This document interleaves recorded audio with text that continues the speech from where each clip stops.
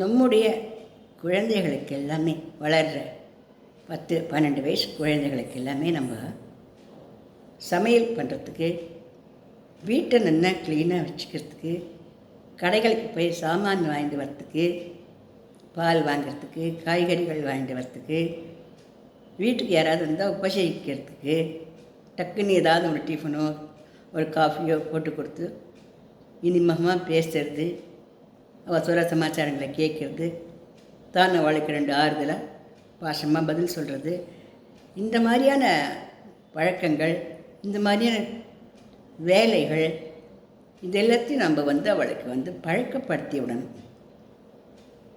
ஆனால் நாம் சாதாரணமாக என்ன பண்ணுறோன்னா, குழந்தைகள் தானே, அதுகள் படிச்சுட்டு வருது, எழுதிட்டு வருது அப்படின்னு விட்டுடுறோமா. அது படிப்பை முடித்ததும் காலேஜ் போகிறதுகள், காலேஜ் போனதும் ஆஃபீஸ் போகிறதுகள், இந்த மாதிரிலாம் இருக்கிற சமயத்தில் ஒரு பேயிங் கெஸ்ட் மாதிரி ஏதோ ஒரு ஹோட்டல்லையோ ஒரு இடத்துலையோ தங்கி அதுகள் சாப்பிட்டுட்டு அந்த குழந்தைகள் ரொம்ப தன்னுடைய வேலைகளை மட்டும் பண்ணிகிட்டு இருக்கா இல்லையா. இவ்வளோ திடீர்னு ஒரு 22-23 வயசில் ஒரு கல்யாணம் அப்படின்னு பண்ணி, ஆம்பியா இருந்தா நீ தான் பொண்டாட்டி, நீ தான் ஆம்பியா ஹஸ்பண்ட் அண்ட் ஒய்ஃப், எல்லா வேலையும் நீங்கள் தான் செய்யணும் அப்படின்னா அந்த குழந்தைகளுக்கு அது பெரிய பாரமாகவும் பெரிய கஷ்டமாகவும் இருக்குது.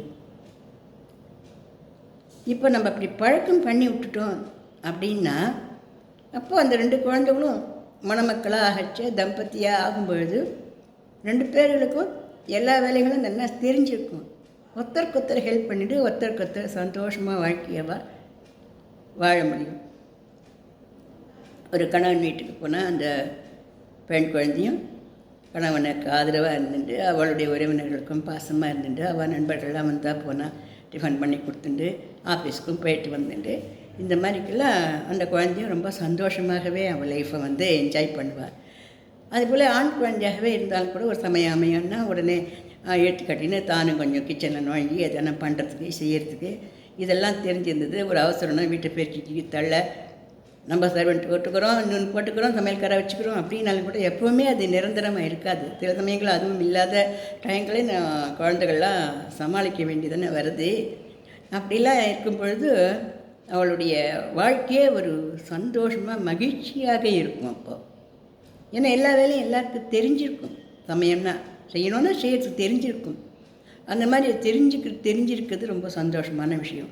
2வது என்னன்னாக்க, இப்போது 1980, 85, 99, 2000 வரைக்குமே கூட வேலைகள் அப்படிங்கிறது குழந்தைகளுக்கு பலு குறைவாக தான் இருந்தது.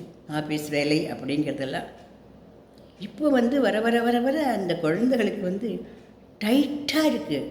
நிறைய வேலை பலுவாக இருக்குது. அது வீட்டிலேயே வேலை செய்கிறோம், கம்ப்யூட்டரை வச்சுட்டுனாலும் கவிழ்ந்த கண்ணை நிமித்த முடியாத, குனிஞ்ச தலையை நிமித்த முடியாமல் வேலை செய்கிறதுகள். பணம் காசு எல்லாம் வருது, சந்தோஷம் எல்லாம் இருக்குதுனாலும் அந்த குழந்தைகளால் ஒரு சந்தோஷமான வாழ்க்கையை அனுபவிக்க முடியுதுதானே கண்டுபிடிக்க முடியல. அவளுக்கு டைங்களே இல்லை. சாட்டர்டே சண்டே தான் அவளுக்கு டைம் இருக்குது. அந்த டயத்துலேயே அவளுக்கு இந்த துணி துவைக்கிறது, ஃப்ரிட்ஜு துடைக்கிறது, வாஷிங் மிஷின் துடைக்கிறது, வீட்டை கொட்டடை அடிக்கிறது, இப்படி தான் வேலை போயிருந்த வழிய அப்புறம் அவள் இன்றைக்கி தான் சந்தோஷமாக இருக்க முடியும். அதனால குழந்தைக்கு வேலைகளையும் நம்ம எப்படி படிப்பு, டான்ஸு, பாட்டு, கராத்தே, அப்புறம் மற்ற கலைகள் எல்லாம் எப்படி நம்ம குழந்தையிலேருந்தே நம்ம சொல்லி கொடுக்குறோமோ அந்த மாதிரிக்காகவே நம்ம வீட்டினுடைய வேலைகள், காரியங்கள், கதைகள், அம்மாவுக்கு சமையல் பண்ணி போடுறேன் அன்றைக்கி, நீ தான் பண்ண போகிறேன், நான் சாப்பிட போகிறேன் அப்படின்னு சொன்னால் அது என்ன பண்ண இப்படி வேணால் பண்ணட்டும், நான் வேலை கூட பண்ண நான் பண்ணட்டும். அந்த ட்ரைனிங்கை நம்ம கொடுத்துட்டே இருந்தோம்னாக்கா ஆண் குழந்தையோ பொன் குழந்தையோ நாளைக்கு இல்லற வாழ்க்கையிலையும் அவள் அது ஈஸியாகவே அவள் சந்தோஷமாகவே போயின்ட்டுருப்பாள். மின்காலத்துலலாம் ஒரு 10 வயசானாலே வாசலில் பேருக்கு தெளி, கோலம் இடு, சாணியை போடு, வேற்றி தட்டு, மாட்டை போய் மஞ்சப்பொடி தேய்ச்சி குளிப்பாட்டு, இப்படி ஏதோ ஒன்று முன்னாடி அவளுக்கு இது வேலைகள் இருந்துகிட்டே இருந்தது. அந்த காலத்தில் படிப்பு சுமையும் இவ்வளோ இல்லை, வேலை சுமையும் ஆஃபீஸ் சுமையும் இவ்வளோ இல்லை. அதனால எப்படியோ ஒன்று பழச்சி போச்சு. ஆனால் இந்த காலத்தில் இவ்வளோ வேலை சுமைகளுக்கு நடுவில் 2 குழந்தைகளும் வாழ்க்கையை என்ஜாய் பண்ணி சந்தோஷம் பண்ணணும்னா நம்ம சின்ன குழந்தையிலேருந்து எப்படி குழந்தைகளை படிப்பில் முன்னுக்கு கொண்டு வருமோ அந்த மாதிரி வீட்டு வேலைகளிலும் குழந்தைகளை நல்லா முன்னுக்கு கொண்டு வந்துட்டோம்னா குழந்தைகளுடைய வாழ்க்கை நாளைக்கு ரொம்ப சந்தோஷமாகவும் மகிழ்ச்சியாகவும் இருக்கும். இதை பற்றி நம்ம யோசனை பண்ணி பார்க்கலாமா?